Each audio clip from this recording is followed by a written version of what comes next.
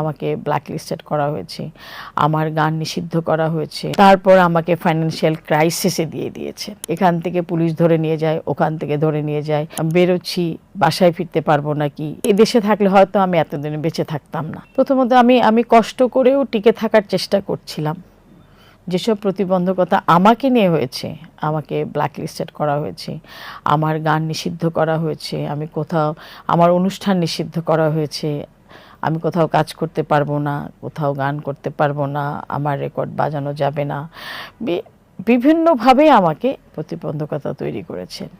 তারপর আমাকে ফাইন্যান্সিয়াল ক্রাইসিসে দিয়ে দিয়েছেন। এত কিছু আমার একার পক্ষে ফেস করা খুব কঠিন হয়ে যাচ্ছিল।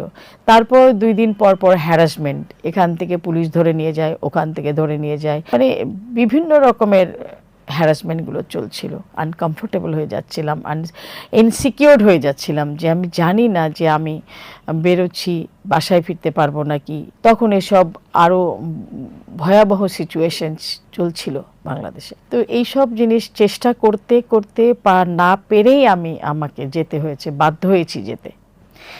এই দেশে থাকলে হয়তো আমি এতদিন বেঁচে থাকতাম না। কারণ একটা মানুষকে যদি ক্রাইসিস এক্সট্রিম করা হয় তখন তার পক্ষে তো আর সম্ভব না সারভাইভ করা। উত্তরবঙ্গ থেকে ঢাকায় আসতাম, এটা আমার মানে প্রথম পরপর 4বার 5বার এরকম একটা জাতীয় পুরস্কারগুলো আমি পেয়েছি। আর পার্মানেন্টলি আসাটা হয়েছে এটা আমাকে শহীদ রাষ্ট্রপতি জিয়াউর রহমানই নিয়ে এসেছেন। তিনি আমাকে বলেছেন যে আমি ভালো গাইতে হবে, আমাকে অনেক বড় শিল্পী হতে হবে। তো সেটা আমি যদি রংপুরে পড়ে থাকি তাহলে হবে না। উনি যখন গিয়েছেন তখন খাল কাটার প্রোগ্রাম চলছিল, সারা বাংলাদেশে তিনি খাল কাটার প্রোগ্রাম দিয়েছেন। সেই প্রোগ্রামের মধ্যেই উনি রংপুরে যখন খাল কাটতে যান, রংপুর, উলিপুর, দিনাজপুর, কুড়িগ্রাম, লালমনিরহাট এসব এলাকায় তিনি তখন খাল কাটার প্রোগ্রাম দিয়েছেন। তো সব নেতাকর্মীরা ওনার সাথে ছিল। সারা দিনের পরে সন্ধ্যার পরে উনি কালচারাল ইভেন্ট করেছে সবাই রংপুরবাসীরা তখন।